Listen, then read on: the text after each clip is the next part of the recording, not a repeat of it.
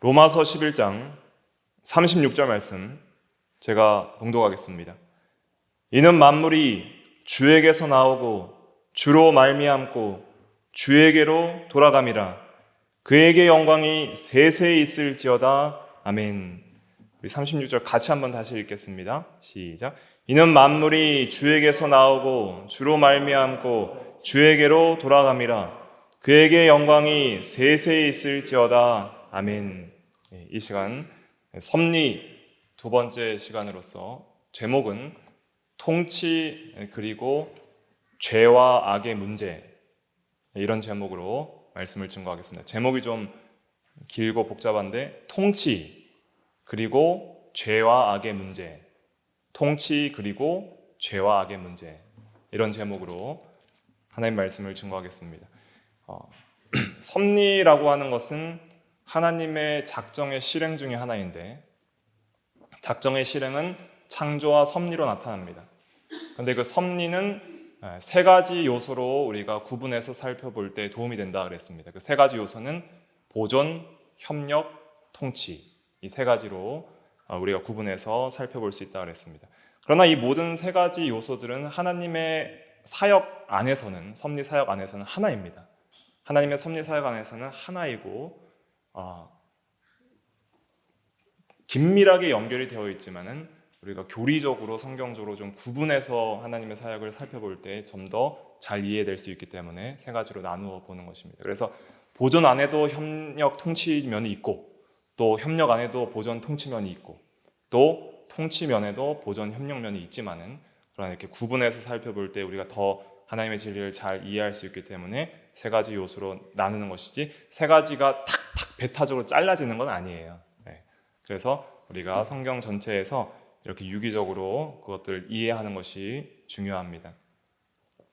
보존, 통치, 협력 순서대로 제가 섭리를 말씀을 드렸는데, 협력에 대한 것은 또 논의하고 말씀드릴 복잡한 내용들이 많이 있기 때문에 좀 뒤로 순서를 이동을 하고, 오늘은 먼저 통치면에 대해서 말씀을 증거하고자 합니다. 그러면서 이제 하나님께서 통치하신다는 것은 굉장히 하나님의 주권적 다스림의 어떤 영역을 말씀을 하는 것이고, 또 그런 주권적 통치에 있어서는 우리가 전에 살펴봤던 작정, 하나님의 주권적 작정하심과도 우리가 관련이 있다는 것을 알 수 있고, 또 통치의 면에 있어서 이제 섭리신앙을 거부하고 반론하는 중요한 반론 중에 하나가 이제 죄와 악의 문제예요.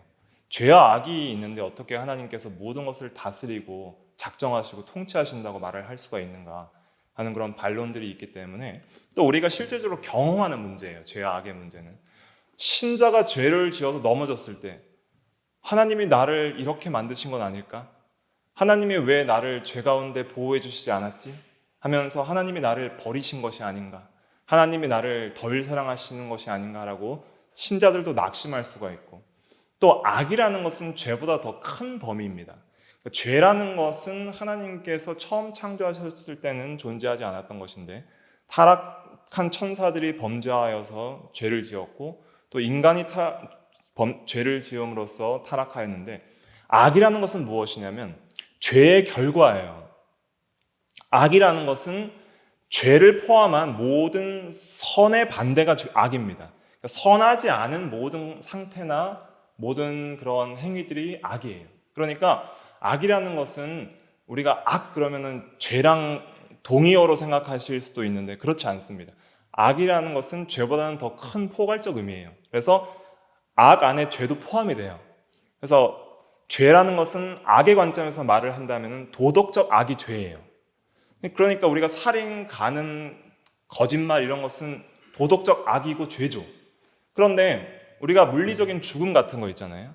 그런 것은 죄의 결과로 온 인간의 비참함과 악의 요소들이에요. 심판의 요소들이고, 또 전에는 없었던 인간이 타락한 이후에 가시와 엉겅퀴가 나잖아요.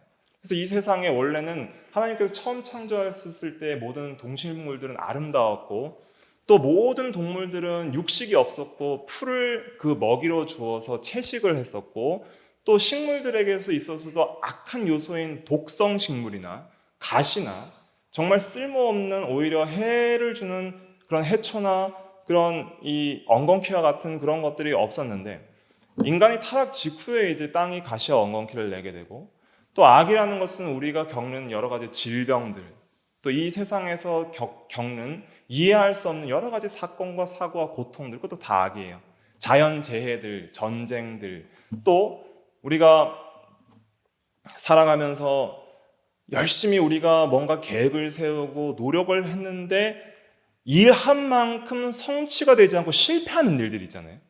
그러니까 땀을 흘려서 수고하여야 먹을 것을 먹으리라 그랬잖아요, 하나님께서 타락한 인간에게. 그런데 땀을 흘려도 그만큼 소산이 안 나오는 거예요, 이제는. 그러니까 그런 것들이 전부 악한 요소들인 거예요. 그래서 우리 인생에 있어서 왜 우리가 경험하는 고통과 슬픔과 여러 가지 질병과 인생의 실패와 낙심과 결국에는 모든 궁극적인 악의 결론은 죽음인데, 그러한 죽음들, 이런 모든 것들이 악인 거예요. 거기에는 도덕적인 악인 죄의 요소도 있지만은, 그러나 그런 도덕적이지 않은 그러한 물리적 악이나 여러 가지 사건, 사고 간의 어떤 악이나 그런 악한 요소들이 있단 말이에요. 하나님께서 모든 것을 작정하시고 그 작정하신 대로 주권적으로 가장 작은 것부터 큰 것까지 전부 하나님께서 통치하시고 다스리신다면, 그럼 죄와 악의 요소들은 우리가 어떻게 이해해야 될 것인가라는 그러한 신앙적 질문들이 생기게 됩니다. 그런 의미에서 우리가 작정 그리고 또 섭리들을 성경 말씀에 근거해서 잘 이해할 때에 모든 궁금증들이 해결되고, 그리고 그 모든 해결의 열쇠는 예수 그리스도께 있어요. 복음에 있어요. 그러니까 복음을 깊이 이해하다 보면은 우리의 모든 원망, 불평하게 되는 신앙적 궁금증들이 주님 안에서 다 해결이 되는 거예요. 그러니까 복음은 모든 인생의 열쇠고 또 섭리의 열쇠가 복음이다. 이렇게 또 결론적으로 말씀을 드릴 수가 있습니다.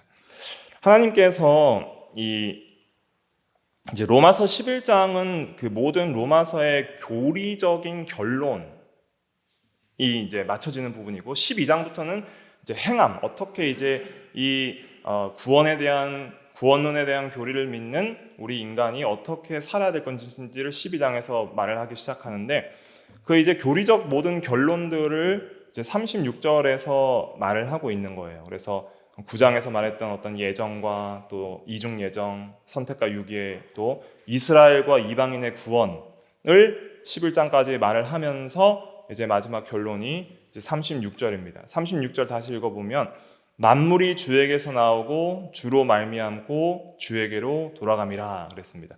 그러니까 만물이라고 번역된 헬라어는 판타예요. 판타. 판타 그러면 모든 것 이런 뜻입니다.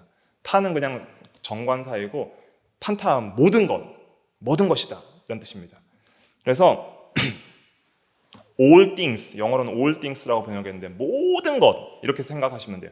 그러니까 모든 것이 창조와 작정과 예정과 섭리와 구원과 모든 만물과 만물의 모든 시작과 진행과 종말과 목적이, 그 모든 것이 다 누구께 달려있다는 거예요? 주님께 있다. 그러니까 하나님의 절대 주권을 여기서 선포를 하는 거예요.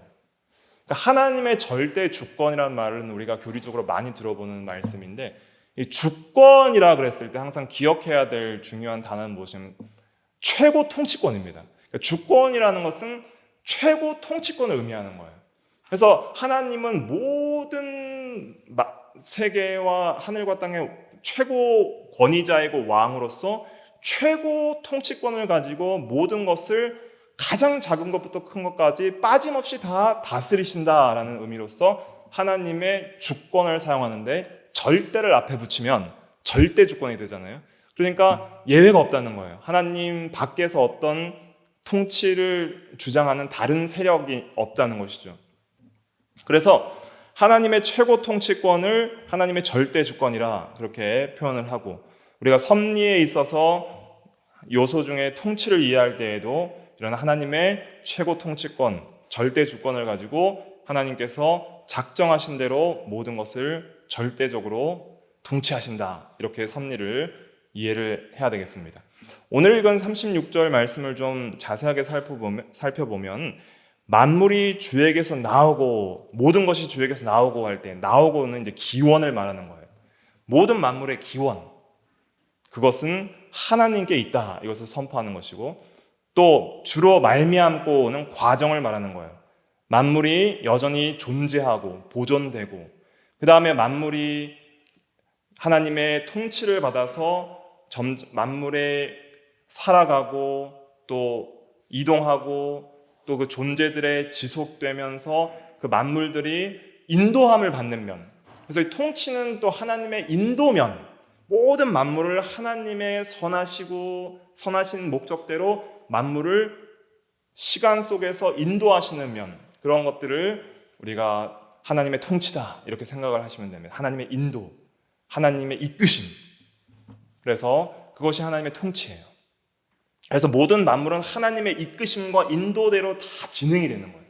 그래서 만물의 기원도 하나님께 있고, 만물의 진행, 만물의 과정, 만물의 인도, 그것도 주로 말미암고라는 단어에 다 포함이 되는 거예요. 주로 말미암고라는 것은 우리 인생의 시작부터 모든 생애의 진행과 또 인류 역사의 모든 진행과 최후 심판까지 그리고 영원 세계까지의 모든 진행, 그것들이 주님으로 말미암는다라는 말씀 안에서 하나님의 모든 절대 주권과 통치에 달려있다는 것을 우리가 깨달을 수가 있습니다.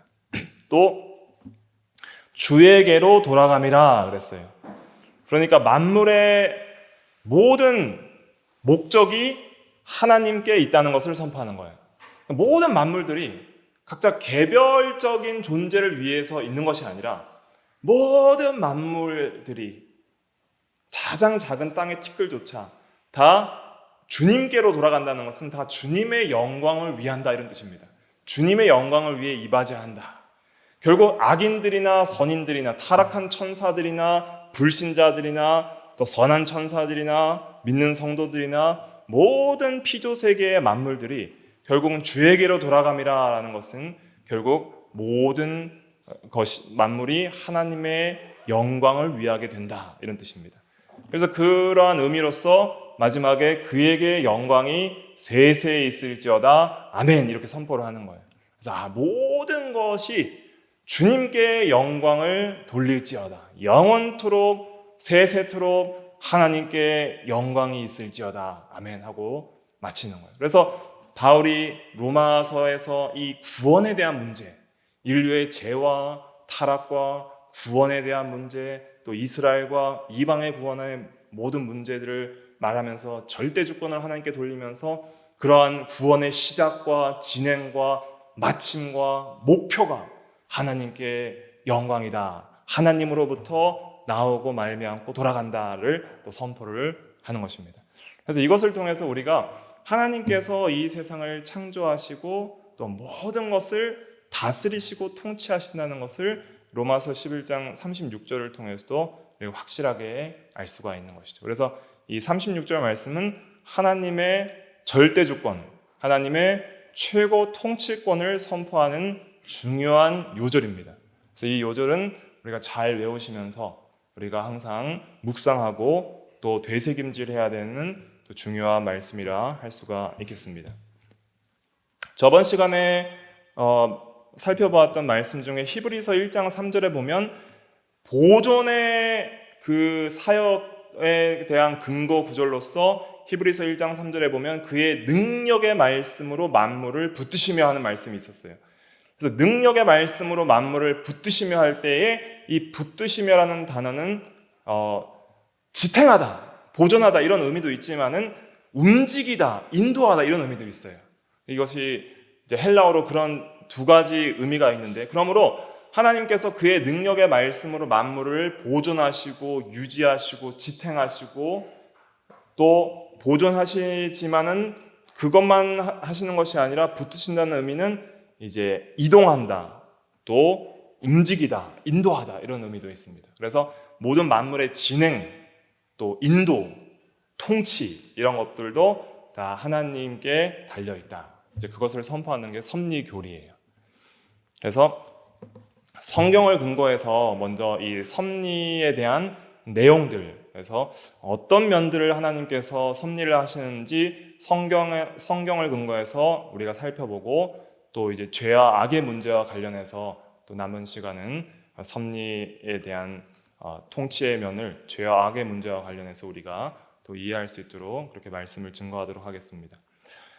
그럼 하나님의 이 통치하심은 모든 것에 미친다 그랬잖아요. 모든 것. 그래서 애굽에 내려진 재앙도 하나님의 통치를 선포하는 거예요.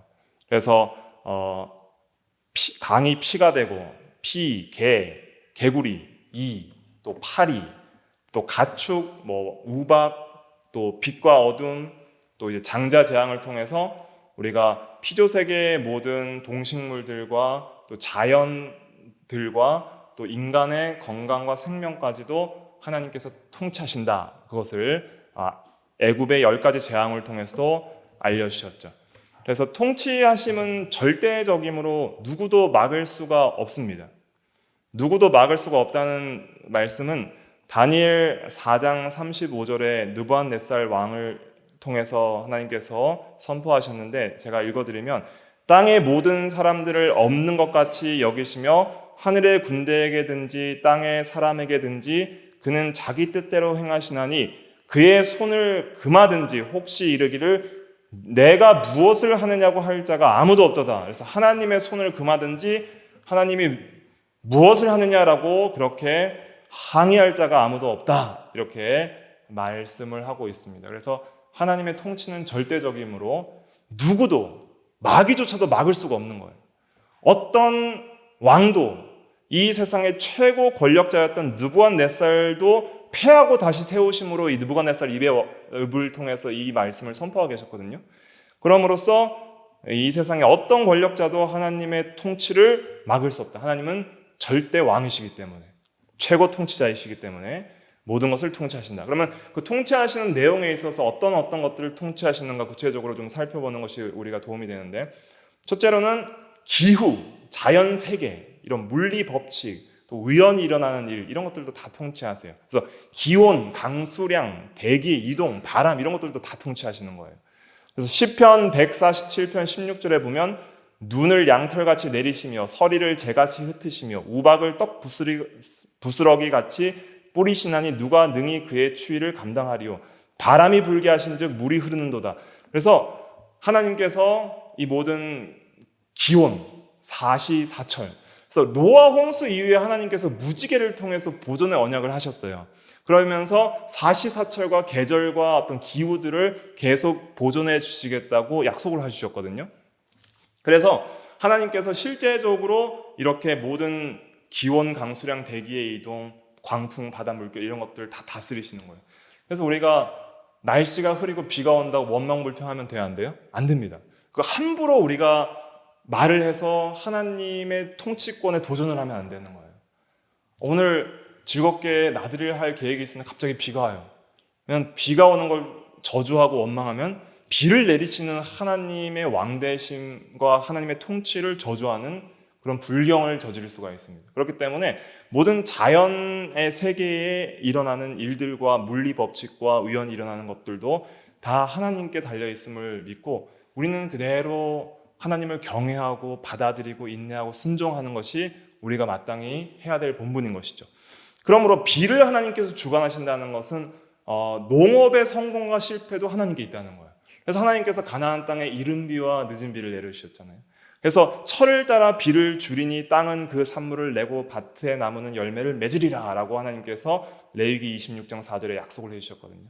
그래서 이 사업의 성공과 실패, 농업의 성공과 실패, 이것도 하나님께 달려있다 하는 것을 깨달아야 됩니다. 근데 그 성공과 실패는 어디에 있냐면 인간의 순종에 있었어요.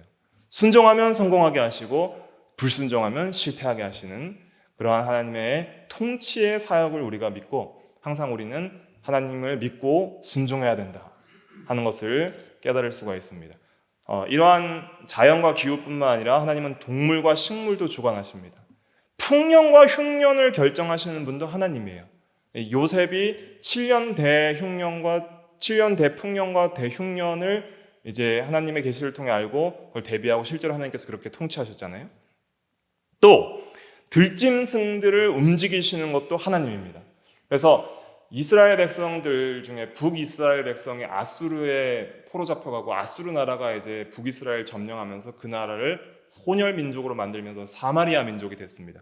사마리아 민족이 됐을 때 그 사마리아인들이 하나님의 율법을 지키지 아니함으로 하나님께서 사자들을 보내서 그 짐승 사자를 보내서 사마리아인들을 죽이는 내용들이 열왕기하 17장 25절에 나옵니다. 그러니까 이방 민족이라도 하나님의 법을 따르지 않으면 하나님께서 들짐승을 통해서도 죽여버리시는 그런 심판을 벌이시는 거예요. 그래서 식물과 동물도 하나님이 주관하신다 하는 것을 우리는 깨달아야 됩니다. 특별히 이 동물을 주관하시는 것은 요나의 사건을 통해서 알 수 있잖아요. 하나님께서 큰 물고기를 예비하사 요나를 삼키게 하심으로 밤낮 3일 동안 물고기 뱃속에 있다가 또한 물고기에게 말씀하심에 요나를 육지에 토하니라, 이런 말씀이 요나서에 나오는 걸 볼 때 이 동물과 식물들도 그냥 자연 법칙대로 저절로 움직이는 것이 아니라 하나님께서 다 통치하신다 하는 것을 우리는 믿고 하나님을 잘 순종을 해야 됩니다. 또 하나님께서는 인류의 왕들과 나라들을 세우십니다. 왕이 누가 될지를 결정하시는 분은 하나님입니다. 다니엘서 4장 17절에 보면 지극히 높으신 이가 사람의 나라를 다스리시며 자기의 뜻대로 그것을 누구에게든지 주신다. 나라를 주시는 분은 하나님이라는 거예요. 그래서 인류의 왕을 세우시고 또 대통령을 세우시는 것도 하나님입니다. 그리고 나라의 흥망성쇠, 또 거주의 경계를 정하시는 것도 하나님이에요. 그래서 사도행전 17장 26절에 보면 그들의 연대를 정하시고 거주의 경계를 한정하셨다. 그래서 나라들의 경계도 한정하시고 그들의 연대, 나라가 얼마나 지속될 건지 그것도 하나님이 정하시는 거예요. 그래서 하나님의 예언 가운데에는 바벨론, 메대와 페르시아, 헬라, 로마, 또 그 이후의 세계, 마침내 완성될 그리스도의 왕국, 이런 것을 다니엘서에서 예언하잖아요. 그러한 나라의 연대들을 다 정하시고 나라의 흥망성쇠를 다 정하시고 그때 세울 왕들도 정하시고 거주의 경계, 어디까지 영토를 확장할 것인지도 정하시는 거예요. 그러니까 이 세상에서 일어나는 어떤 나라들 간의 어떤 전쟁과 흥망성쇠 이런 것들도 다 하나님의 주권과 통치 가운데 있다 하는 것을 우리는 깨닫고 하나님을 두려워하고 경외해야 됩니다. 이러한 측면에서 우리가 이제 믿음으로 순종해야 될 뼈는 나라를 세우고 왕을 세우는 하나님의 통치를 믿는 우리들은 어떻게 살아야 하는가? 기도해야 됩니다. 나라를 위해서 기도하며 또 위정자를 위해서 기도하는 것이 하나님께서 선하시게 생각하시고 받으실 만한 것이라고 디모데전서 2장에 말을 하고 있습니다. 한번 찾아서 읽어볼게요. 이것은 디모데전서 2장 1절부터 3절까지 말씀입니다. 신약 338페이지 디모데전서 2장 1절부터 3절 같이 읽어볼게요. 시작. 그러므로 내가 첫째로 권하노니 모든 사람을 위하여 간구와 기도와 도고와 감사를 하되 임금들과 높은 지위에 있는 모든 사람을 위하여 하라. 이는 우리가 모든 경건과 단정함으로 고요하고 평안한 생활을 하려 함이라.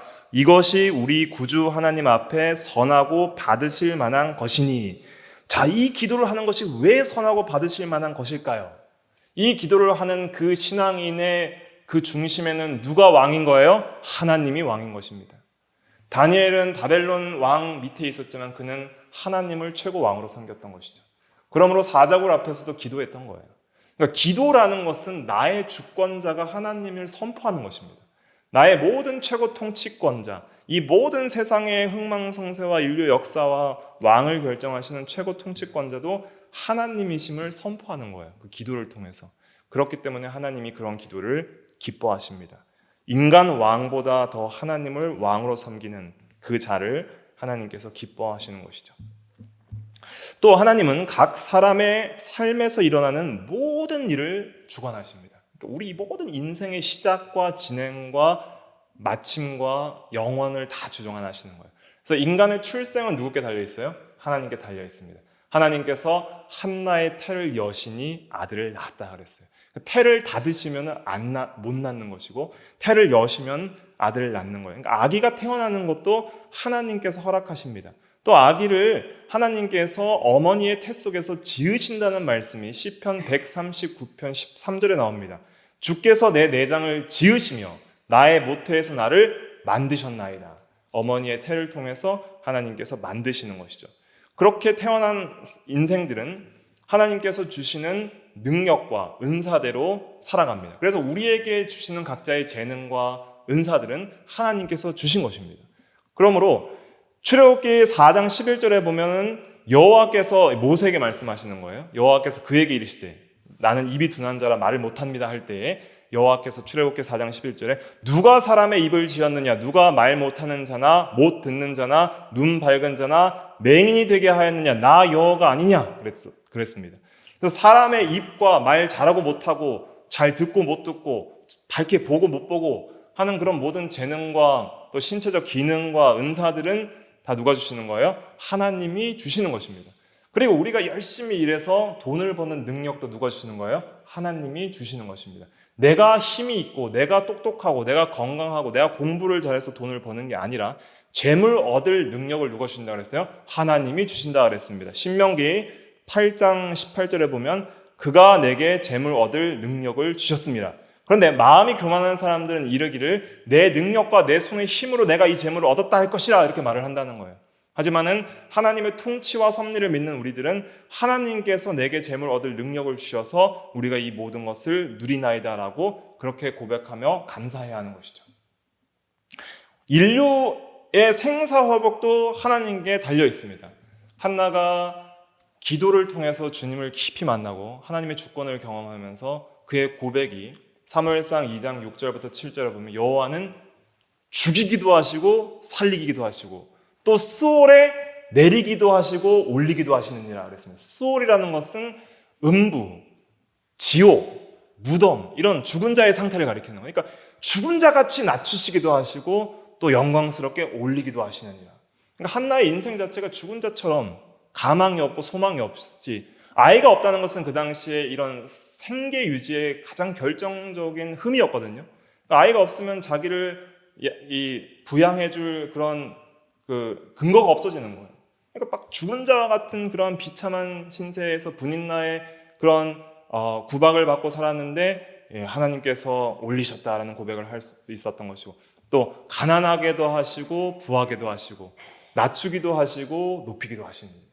그래서 인간의 생사, 죽고 사는 것 그리고 화복, 화를 받고 복 받는 모든 것이 누구께 달려 있어요? 하나님께 달려 있다. 그래서 그냥 저절로 우연히 어떤 재수가 좋아서 내가 잘해서 그런 말을 하면 안 됩니다. 물론 그런 것들도 2차 원인으로 우리가 다 하나님께서 이제 앞으로 협력을 이제 배우면 그런 것들이 이해가 됩니다. 우리가 분명히 노력해야 될 면이 있고 우리가 힘써 일반 은총 면에서 공부를 해야 공부를 잘하지 기도만 한다고 공부를 잘하는 것이 아니죠. 또 우리가 건강하려면 주여 믿사오니 건강을 주시옵소서만 할 것이 아니라 햇볕도 쬐고 건강한 음식을 먹고 운동도 하고 또 잘 자고 해야 건강한 것이지 기도만 한다고 건강한 것은 아니죠. 오히려 그런 건강을 해치면서 신앙생활을 하다가 일찍 죽은 신앙인들도 많이 있는 것입니다. 그러니까 우리가 협력적인 면을 이제 우리가 배우면서 그런 모든 것을 수단과 또 2차 원인들을 다 하나님께서 활용하셔서 통치하신다는 것을 이해할 때 우리가 건강한 신앙생활을 해 나갈 수가 있는 것이죠. 그런데 궁극적인 모든 1차 원인과 모든 궁극적 주권은 다 하나님께 있는 거예요. 1차 원인은. 그래서 모든 생사화복은 하나님께 있다. 우리는 이렇게 근원적으로 선포를 해야 하는 것이죠. 그리고 장래의 계획의 성취에 있어서도 하나님께 달려 있습니다. 우리가 장래의 계획들이 있잖아요. 우리가 무엇을 계획하고 앞으로 이렇게 열심히 계획을 실행해서 장래에 이러한 소망을 이루어야겠다 하는 계획들이 있습니다. 근데 그러한 계획들도 결국 누가 이루시는 거예요? 하나님이 이루십니다. 중요한 근거 구절 중에 하나가 잠언 19장 21절에 있는데 이거 한번 찾아볼까요? 잠언 19장 21절. 잠언 19장 21절 말씀. 구약 932페이지 932페이지 잠언 19장 21절은 요절이니까 잘 기억하시면 좋을 것 같습니다. 21절 같이 읽어볼게요. 시작. 사람의 마음에는 많은 계획이 있어도 오직 여호와의 뜻만이 온전히 서리라. 아멘. 이 온전히 서리라 하는 것은 사람의 마음에는 많은 계획이 있어도 결국 성취되는 것은 여호와의 뜻이다 이런 뜻입니다. 결국 성취되는 것은 하나님의 뜻이다. 하나님의 뜻대로 결국은 우리의 계획도 이루어진다는 거예요.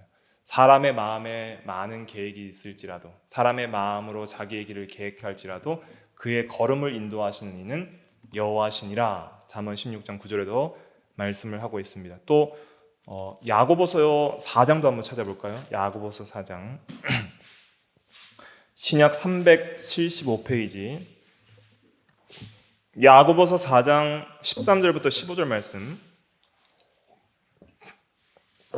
야고보서 4장 13절부터 15절 말씀 의미를 생각하면서 같이 읽어보겠습니다. 시작.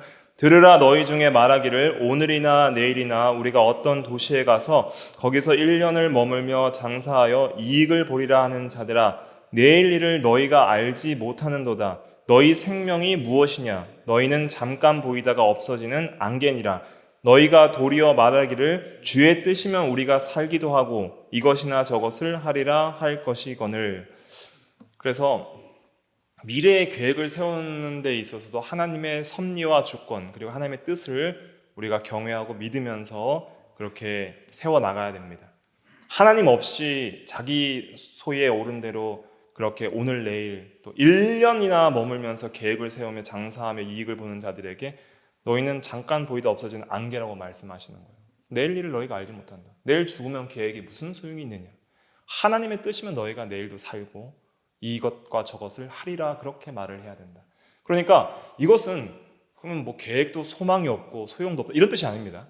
모든 계획이 있어서 먼저 생각해야 될 것이 누구라는 거예요? 하나님이라는 거예요. 하나님의 주권과 하나님의 선하시고 온전하시고 기뻐하신 뜻이 무엇인지를 분별하는 것과 하나님을 의지하는 것과 하나님께 소망을 두는 것과 하나님의 능력과 지혜를 힘입는 것과 하나님의 영광이라는 목적에 부합한 계획을 세우는 것과 그런 모든 신앙적인 계획과 관점을 가져야지. 그렇지 않으면 하나님께서 당장 너희를 내일 멸하시면 어리석은 부자처럼 많은 돈을 벌고 많은 곡식을 쌓아놓고 내 영혼아 쉬어라 해도 오늘 당장 내 영혼을 거두면 그 모든 것이 누구 것이 될 것이냐 그랬잖아요.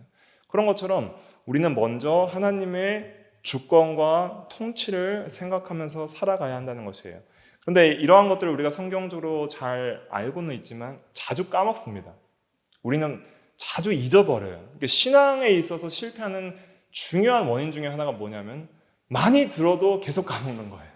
그러니까 계속 하나님의 왕이심을 까먹고 잊어버리고 하나님의 주권을 의지하지 않고 자기 중심대로 살아가려 하다 보니까 우리가 죄악과 잘못에 빠지기가 쉽기 때문에 계속 말씀을 기억하고 되새기는 것이 중요합니다. 사람에게서는 하나님을 떠나 어떤 능력을 행할 수 있는 힘이 없어요. 하나님이 다 보존해 주시기 때문에 우리가 지금도 살고 있다고 그랬잖아요. 그러면서 우리가 하나님께서 모든 능력과 힘을 주시기 때문에 우리가 어떤 일들을 계속 해나갈 수 있는 것이에요. 그렇기 때문에 모든 것이 일단 하나님의 것이라는 것을 하나님의 것이라는 것을 전제해야 됩니다. 모든 것이 하나님 주로부터 나오고 그랬잖아요. 그러니까 내 생명과 내 영혼과 마음과 몸과 이 모든 내가 누리고 움직일 수 있는 물질들도 다 하나님의 것이고 하나님으로부터 나서 하나님으로 말미암고 하나님으로 돌아감을 먼저 인정하고 그러면 이것을 우리가 어떻게 사용할 것인가를 하나님의 뜻 가운데서 찾아서 바르게 믿음으로 사용하기를 계속 힘써야 하는 것이죠. 그런 것이 신앙적인 삶이다. 하나님의 섭리를 믿는 삶이다 하는 것을 알 수가 있습니다. 우리의 생사화복뿐만 아니라 장래의 계획뿐만 아니라 또 우리 내적인 마음도 하나님이 주장하세요. 우리의 마음을 다 하나님께서 통치하십니다. 왕의 마음을 하나님께서 주장하십니다. 이것도 한번 찾아보겠습니다. 잠언 21장 1절 시편 다음에 잠언 21장 1절 말씀 잠언 21장 1절 같이 읽어볼게요. 시작. 왕의 마음이 여호와의 손에 있음이 마치 봇물과 같아서 그가 임의로 인도하시느니라. 자, 잘 생각해 보세요. 이 세상에서 가장 자기 마음대로 할 수 있는 사람이 누구예요? 왕인 거예요. 그런데 가장 자기 마음대로 행할 수 있는 그 사람의 마음도 누가 인도하세요? 하나님이 인도하신다는 거예요. 봇물이라는 것은 무엇이냐면 보의 물입니다. 그래서 어떤 관계를 위해서 파놓은 인공 수로를 가리키는데, 그래서 본물이라는 것은 인공 수로의 물과 같아서 보를 쌓고 그 보가 어떤 방향으로 흘러나갈 수 있도록 수로를 만들잖아요. 그걸 말하는 거예요. 수로를 만든 사람의 그 수로를 따라서 물이 그대로 흐르는 것처럼 왕의 마음도 그분이 원하시는 대로 흐르는 물줄기 같이 인도하신다는 그런 뜻입니다. 그래서 우리 마음이 내가 마음대로 생각하고 살아가는 것처럼 그렇게 느끼지만은, 그러나 2차적으로 협력적인 면에서는 내가 그렇게 하는 면이 있습니다.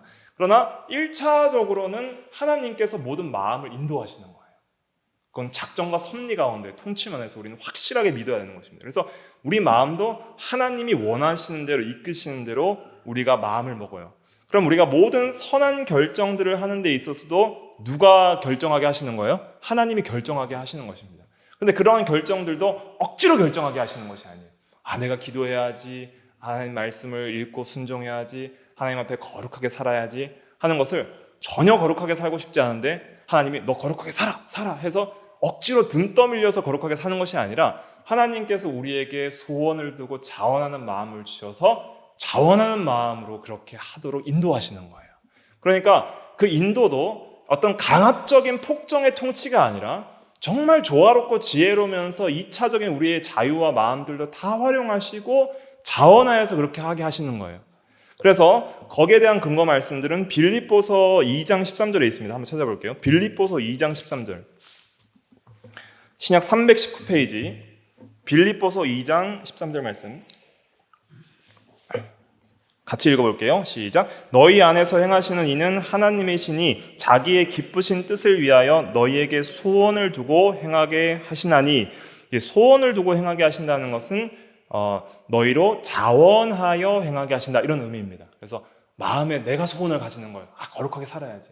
내가 소원을 가지는 거예요. 하나님의 말씀대로 더 순종해야지, 더 기도해야지. 그래서 자원하는 그 마음과 소원을 가지고 하나님의 뜻을 위하여 행하게 하시는 거예요. 근데 그 행하시는 것을 누가 하신다는 거예요? 너희 안에 행하시는 이는 하나님이시니, 하나님께서 모든 선한 결정들도 하게 하신다는 거예요. 그 다음에 어리석은 결정들도 하나님이 하게 하십니다. 성경 구절은 찾아보지 않겠지만은, 압살롬이 아이도벨의 계략이 아니라 후세의 계략을 따른 것은 하나님께서 어리석게 하셔서 그 계략과 그 도모를 패하게 하시려고 그렇게 하셨다 그랬습니다. 또 이제 솔로몬 왕 이후에 르호보암 아들과 또 북이스라엘 여로보암이 이제 대치했을 때 좀 우리를 좀 편하게, 이런 이 노역을 좀 편하게 해달라고 할 때 그렇지 않고 더 강하게 하게 한다 하면서 노인들의 자문을 르호보암이 따르지 않고 젊은 사람들의 자문을 따라서 더 북이스라엘을 압제하려고 할 때 갈라지잖아요, 나라가. 그럴 때에도 르호보암이 그 어리석은 결정을 하게 되는 것도 여호와께로 말미암았다는 말씀이 열왕기상 12장 15절에 나오고 있습니다. 그래서 왕들뿐만 아니라 모든 사람의 마음에서 선한 결정이나 어리석은 결정들, 이런 모든 것도 하나님의 통치 아래 있다, 이것을 우리가 믿어야 됩니다. 그러면 이제 우리는 어떻게 해야 돼요? 소용없네, 하나님께서 다 하시면 우리는 뭐 소용없네, 이렇게 말하면 안 되고, 우리는 신앙으로 어떻게 받아들여야 되냐면, 우리의 마음에 선한 생각들을 주시옵소서. 우리의 마음에 평강과 기쁨과 인내할 수 있는 용기와 또 주를 열심히 자원하여 섬길 수 있는 마음들을 주시옵소서. 우리 마음에 소원을 주시사 하나님을 더 바로 섬길 수 있게 하여 주시옵소서. 우리의 마음에 지혜를 주시고 하나님의 뜻대로 결정할 수 있도록 지혜로운 생각들을 주시고 어리석은 생각들을 물리치고 또 악한 마음들을 버리고 선한 마음을 갖게 하여 주시옵소서. 우리 마음에 평강을 주셔서 주님 안에서 안식하게 하여 주시옵소서. 그래서 우리 마음도 사실은 우리 마음대로 안 되잖아요. 내 마음을 내가 평안하게 먹고 기쁘게 먹고 선하게 생각을 하고 지혜롭게 생각을 하고 싶어도 우리 마음대로 안 되잖아요. 그러니까 우리는 하나님의 주권을 믿고 하나님께 우리의 마음을 주장해달라고 구할 수 있는 거예요. 그것이 하나님의 섭리와 하나님의 통치를 믿는 신앙인의 바른 자세라 할 수가 있겠습니다. 아무것도 염려하지 말고 다만 모든 일에 기도와 간구로 너희의 구할 것을 감사함으로 하나님께 아뢰어라. 그리하면 모든 지각에 뛰어나신 하나님의 평강이 그리스도 예수 안에서 너희의 마음과 생각을 지키실 것이다. 그러잖아요. 그러니까 기도를 통해서 우리의 마음의 생각이 지켜지는 거예요. 그렇구나. 그래서 우리는 기도해야 됩니다. 그리고 더 하나님을 의지하고 하나님께서 우리의 마음을 통치해달라고 그렇게 기도해야 됩니다. 그것이 나라가 임하옵시며라는 기도예요. 나라가 임하옵시며 뜻이 하늘에서 이룬 것 같이 땅에서도 이루어지니이다. 나라가 임해달라는 것은 하나님의 왕적 통치가 우리 마음 가운데 이루어지옵소서. 하나님이 우리를 다스리옵소서. 하나님이 우리의 마음을 주장하시고 우리의 삶을 주장하시고 하나님의 통치가 우리 가운데 임하게 하여 주시옵소서. 이런 기도입니다. 그렇기 때문에 우리가 그렇게 기도를 할 때 우리는 하나님의 통치와 하나님의 왕되심을 믿는다라고 그렇게 선포할 수 있는 것입니다. 하나님은 귀신들도 주관하십니다. 아무리 많은 6천이나 더 되는 군대 귀신도 예수님의 명령 앞에 떨었습니다. 마귀에게 이르되 내 이름이 무엇이냐? 군대니이다. 이는 우리의 수가 많기 때문입니다. 당장 그 사람에게서 나와라. 우리를 멸하지 마시고 무정하게 들어가게 하지 마옵소서. 그럼 돼지떼에게로 들어가라. 그럴 때 즉시 순종하잖아요. 그러니까 귀신들도 하나님 앞에 벌벌 떤다 그래서 하나님의 한 분이심을 믿느냐? 잘한다도다 귀신들도 믿고 떠느니라 그랬잖아요. 그래서 하나님은 귀신들도 통치하신다 하는 것을 우리가 깨달아야 됩니다. 그 다음에 이제 오늘 죄와 악에 대한 문제를 해야 되는데 시간이 많이 가서 죄까지만 하겠습니다. 죄만 하도록 하겠습니다. 하나님께서는 사람의 죄도 주관하십니다. 여기서부터 우리가 이제 의문사항이 드는 거예요. 하나님은 죄를 강요하시는 것이 아닌가? 악한 마음도 주시는 것이 아닌가? 근데 우리가 작정 부분에서도 이것을 살펴봤지만은 작정에 있어서도 적극적 작정, 모든 일과 선한 마음과 좋은 것은 다 하나님이 적극적으로 작정하시고 강제하시지만은 그러나 악의 문제에 있어서는 작정에 있어서 다른 용어를 썼죠. 어떤 작정이라고 하였죠? 허용적 작정이라고 구별을 했습니다. 그래서 하나님께서는 죄를 기뻐하시지 않습니다. 그리고 아무에게도 시험도 받지 않고 또 친히 아무도 시험하시지 않는다라는 말씀이 야고보서 1장 13절에 나와요. 그래서 친히 아무도 시험하시지 않는다는 것은 하나님께서 악한 의도로 죄를 짓게 유혹하시지 않는다 이런 뜻입니다. 하나님께서 물론 보편적 시험들을 허락하시죠.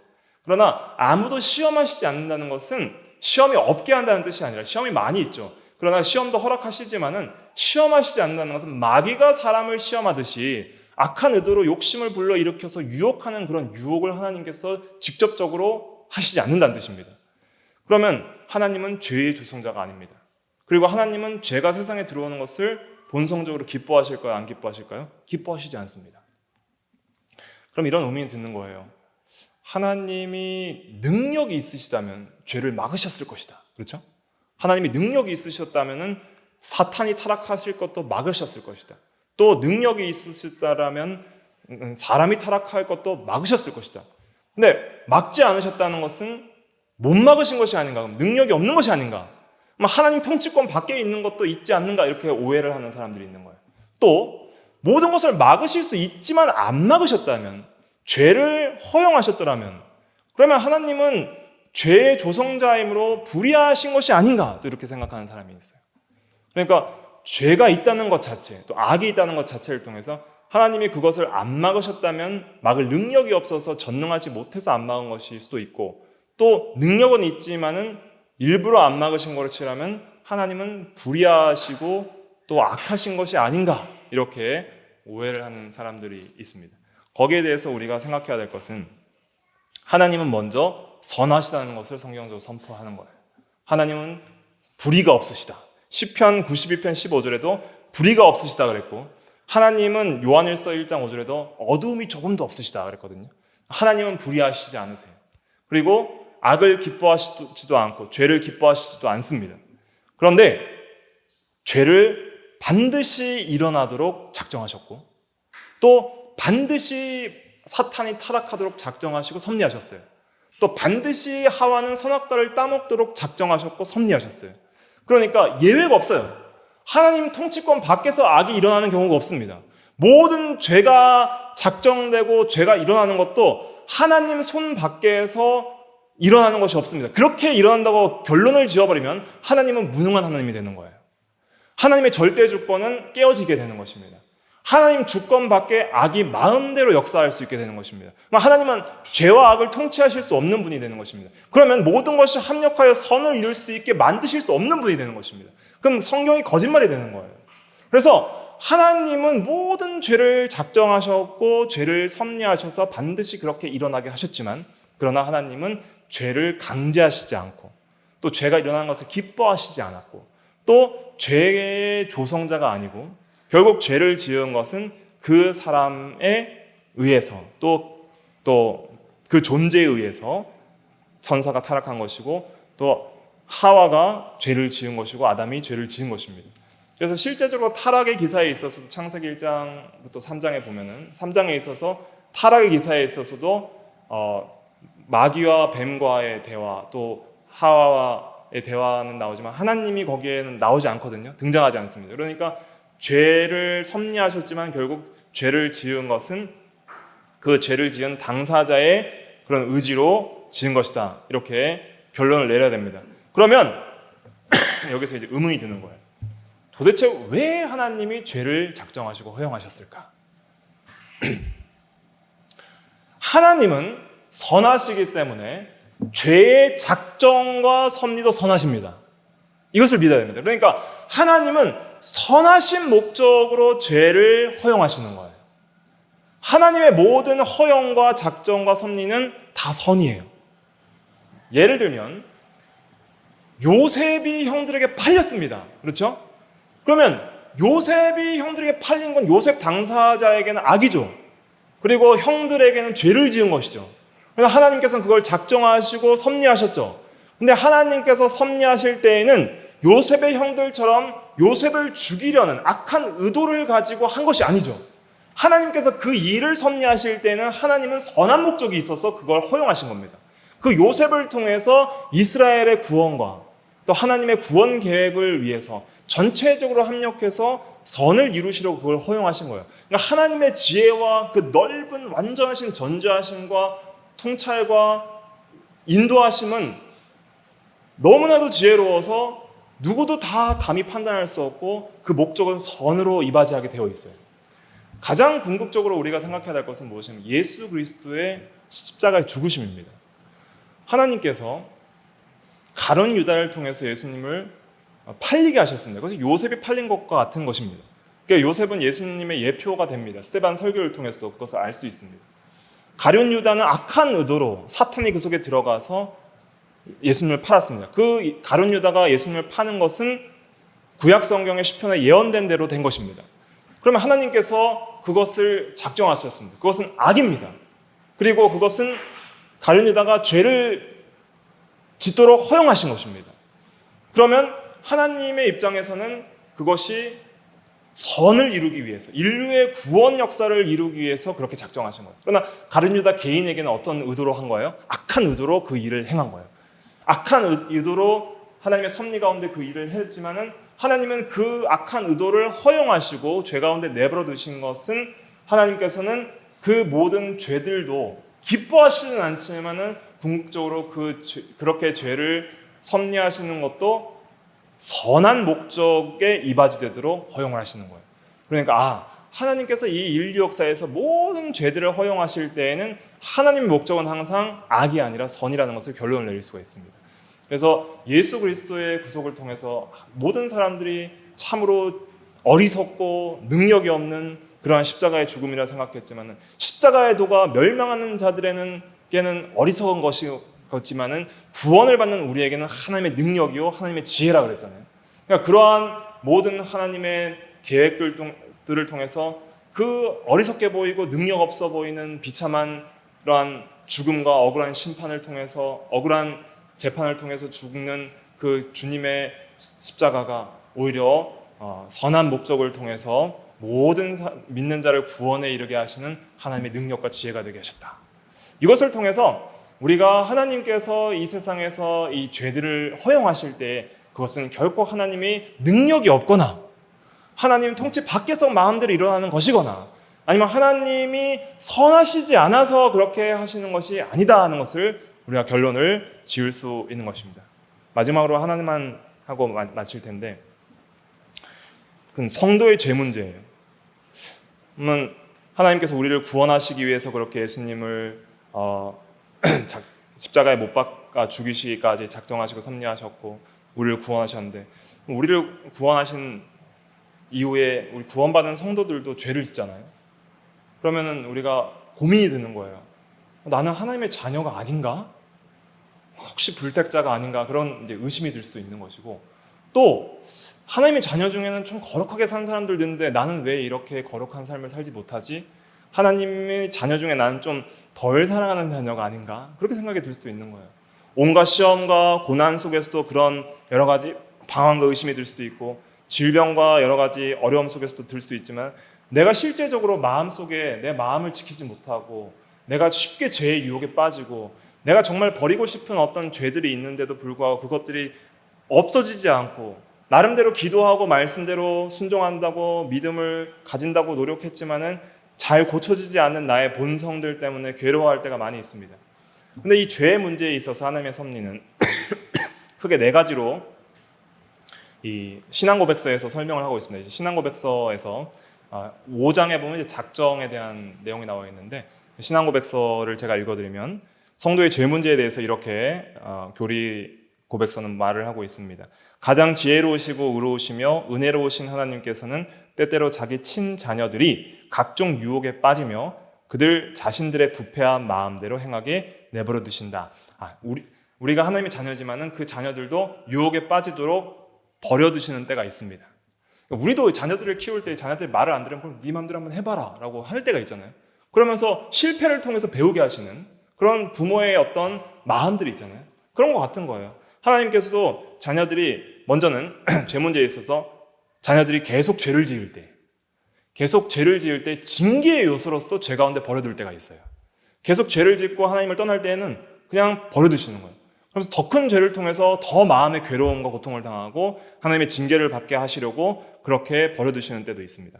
그래서 첫 번째 성도의 죄 문제는 징계를 위한 선한 목적으로서 하나님께서 친자녀를, 너희가 징계를 받지 않으면 사생자라 그랬잖아요. 히브리서 12장에. 그렇기 때문에 하나님이 사랑하셔서 자기 친자녀들을 징계하고 훈련하실 목적으로 죄 가운데 버려두실 때가 있습니다. 둘째로는 겸손하게 하시려고 버려두십니다. 신앙고백서를 읽어드리면 그들의 부패하고 간사한 마음이 얼마나 강력한 잠재력을 가지고 있는가를 깨달아 겸손케 하기 위함이며, 내가 신앙생활을 하다 보면 때때로 내가 좀 굉장히 좀 의롭지 않은가라고 자기를 판단하면서 남을 정죄하는 경우들이 있잖아요. 그래서 이만큼 신앙생활을 했으면 나는 좀 그래도 좀 의로운 하나님의 자녀가 아닌가라는 그런 교만한 마음이 들 때가 있습니다. 그럴 때 우리가 얼마나 부패하고 간사한 마음을 가지고 있고 얼마나 강력한 죄의 잠재력을 가지고 있는지를 깨달아서 겸손케 하려고 한 번씩 넘어지게 하는 거예요. 다윗도 그렇게 해서 넘어졌잖아요. 인구 조사를 통해서 넘어지기도 하고, 밧세바와 가늠하고 우리아를 죽임을 통해서 넘어지기도 하고, 그렇게 넘어지기도 하고, 또 베드로는 예수님을 3번 부인해서 넘어졌잖아요. 그렇게 넘어지면서 나는 정말 죄인 중에 괴수구나 하면서 나는 정말 아무것도 아니구나 하는 그런 겸손한 마음을 갖게 하려고 그렇게 죄를 허용하시기도 합니다. 세 번째는 그럼으로써 이제 신앙고백서 읽어드리면 그들을 깨우쳐 그들이 보존되기 위하여 하나님 자신에게 더욱 친밀하고 견실하게 의존토록 하기 위함이요. 그래서 우리가 겸손한 마음을 가지고 더욱더 하나님을 계속 의지하게 하기 위함입니다. 그래서 하나님을 떠나면 죽는다.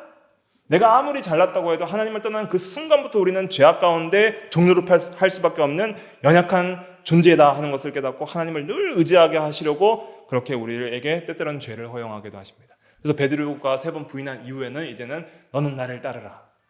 또 네가 나를 사랑하느냐 하는 마음으로 하나님을 다시는 부인하지 않고 따를 수 있도록 그렇게 하나님을 의지하는 그런 신앙을 주셨던 것이죠.